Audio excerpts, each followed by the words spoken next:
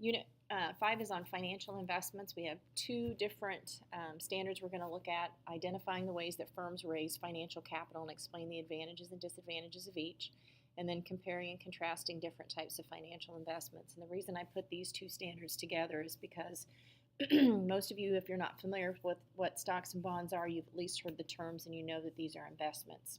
When we invest in stocks and bonds, we are doing that because businesses need to raise money.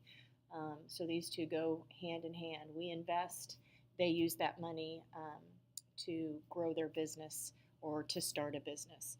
I have a link to a stock market simulation, and I'll get you started on that. You will have some questions on your test about the investments that you have made, and so you're going to need to make sure that you spend some time in that simulation buying and selling some different stocks.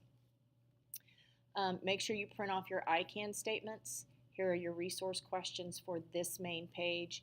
Notice down here 4+. For those of you who want the A+, you need to do a little investigation into the stock market crash in 1929 and the Great Depression. And so I have a video here of that, and I have a handout here. So take a look and watch this video. Make sure you read this, and you can answer some just very general questions about the Great Depression and the crash of 1929.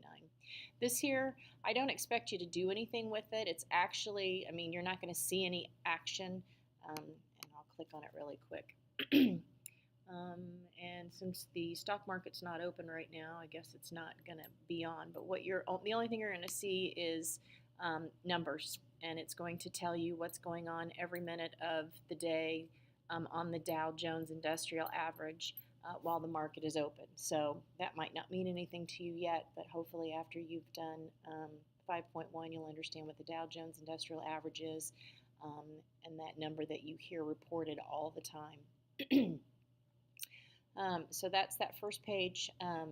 There aren't any quizzes or anything to move on from, but this just gives you very general information about what you're going to be looking at in terms of general vocabulary and things that you will be quizzed over when you get to 5.1, and that should be 5.2, which I will change.